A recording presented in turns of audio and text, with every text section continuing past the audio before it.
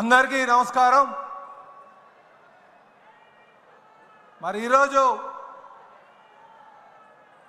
ఈ మహానాడు కార్యక్రమానికి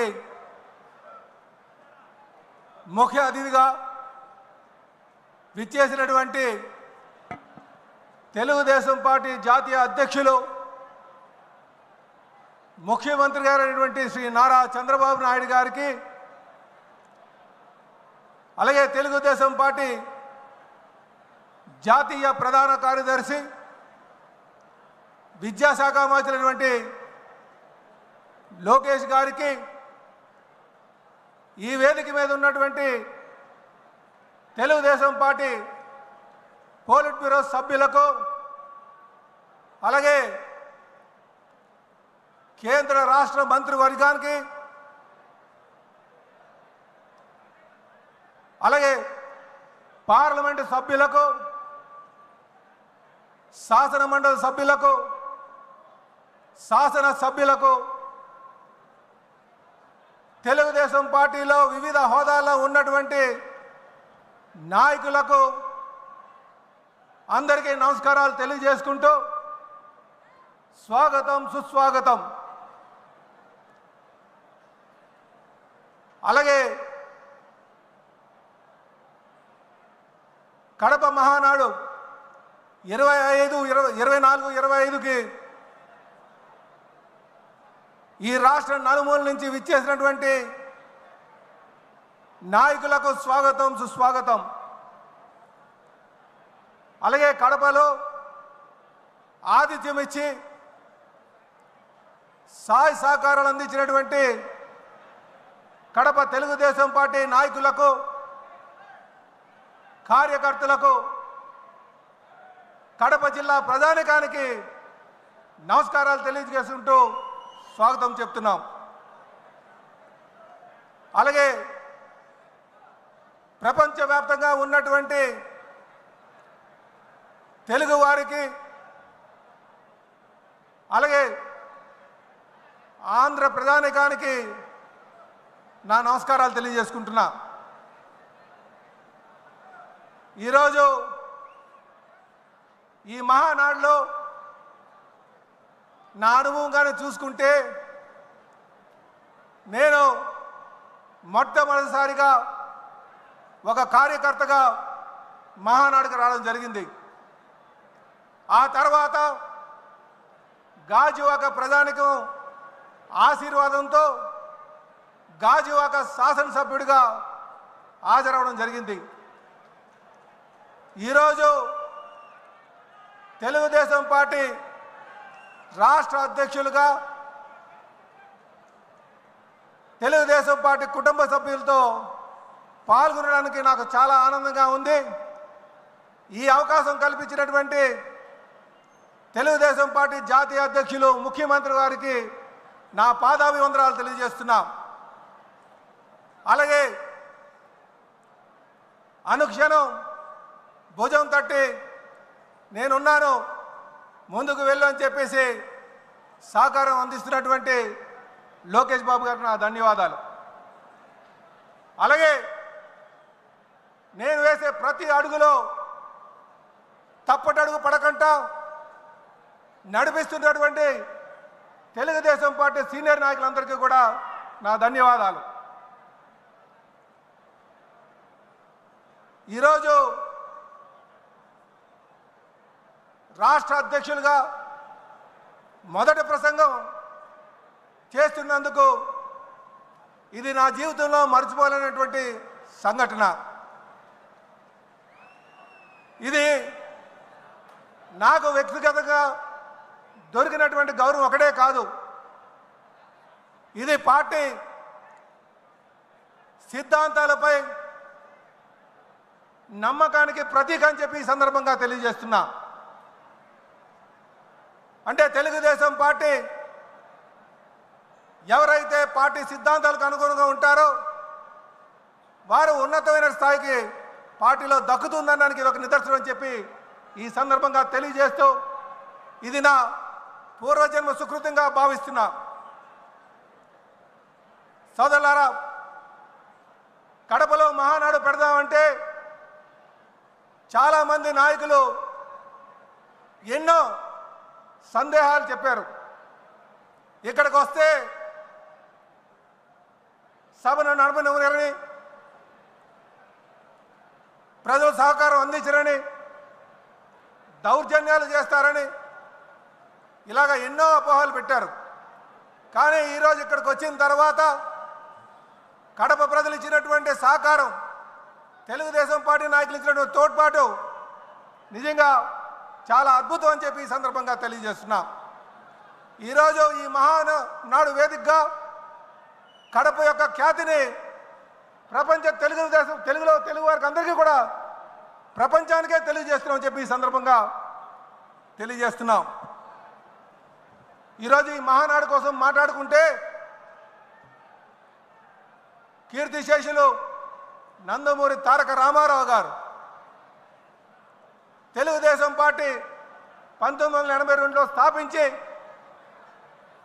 8 నెలల్లోనే ముఖ్యమంత్రి పదవిని అధిరోహించి 1983 మే 26, 27, 28న విజయవాడలో జరుపుకున్నాం. ఆ రోజు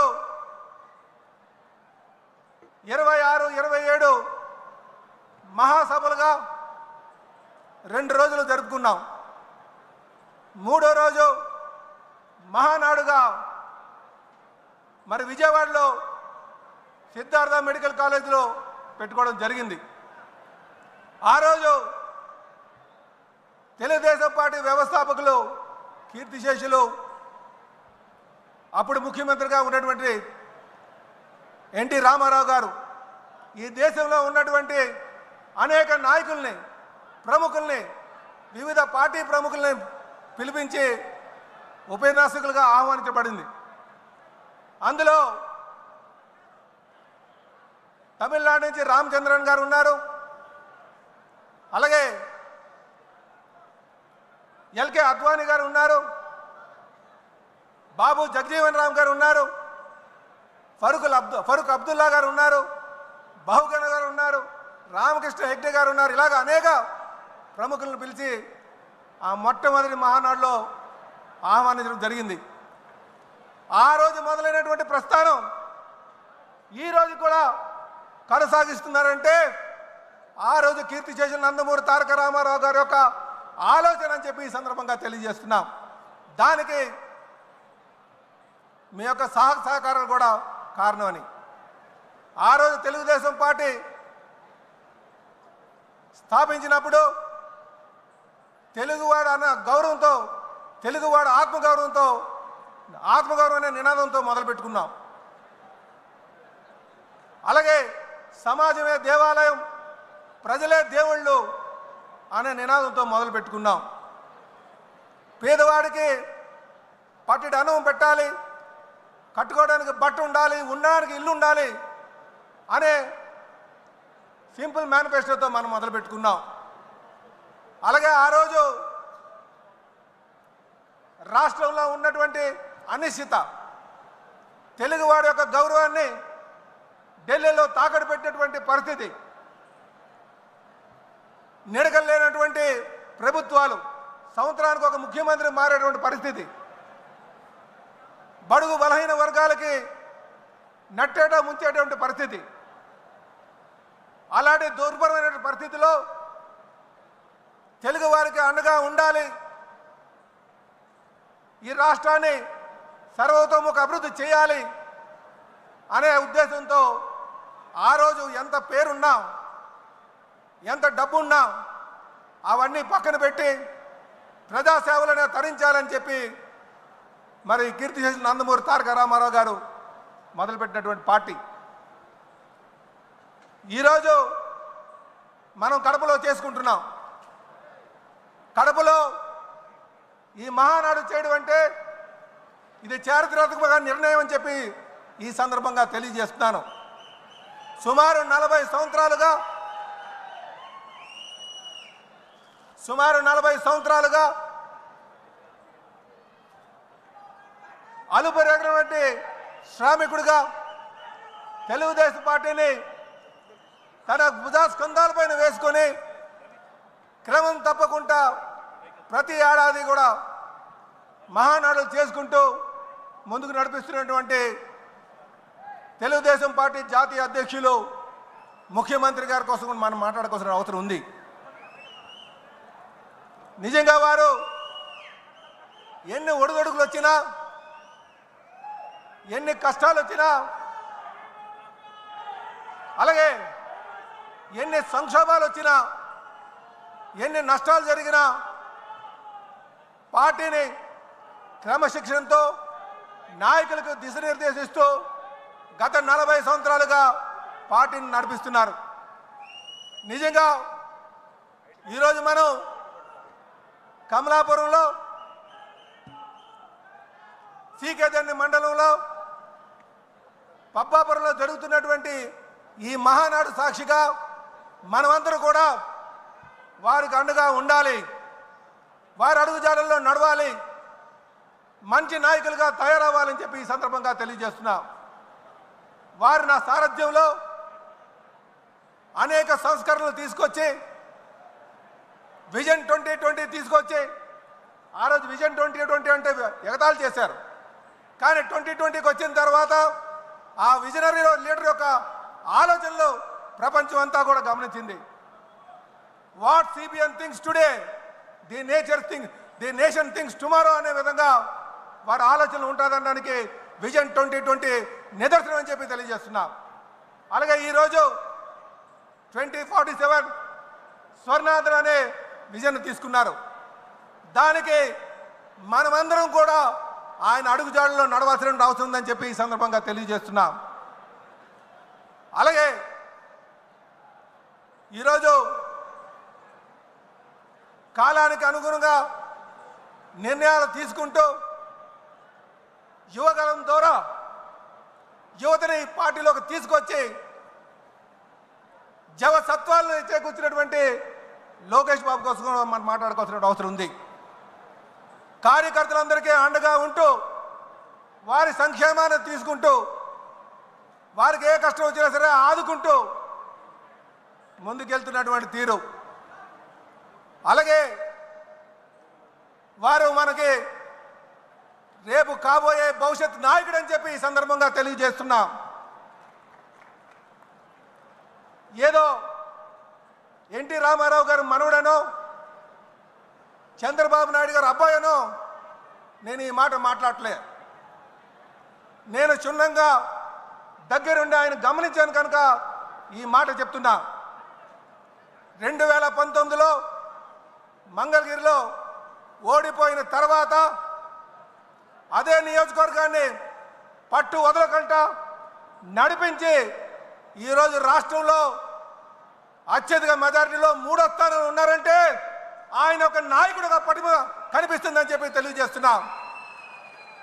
కనుక సోదరులారా, తెలుగుదేశం పార్టీకి అనుభవం ఉన్నటువంటి నాయకత్వం చంద్రబాబు నాయుడు గారి ద్వారా, యువ నాయకత్వం లోకేష్ బాబు ద్వారా, అలాగనే పవిత్రమైనటువంటి ఆలోచన పునాదులు వేసినటువంటి పైనుంచి ఆశీర్వాదం అందిస్తున్నటువంటి మరి కీర్తి చేసిన నందమూరి తారక రామారావు గారి యొక్క ఆశీస్సులు ఉన్నాయని ఈ పార్టీకి ఆచంద్రార్కం అని చెప్పి ఈ సందర్భంగా తెలియజేస్తున్నా.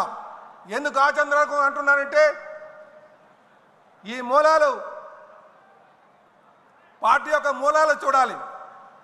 ఈ మూలాలు ఒక నీతి నిజాయితీ మీద నిర్మించబడినటువంటి పార్టీ.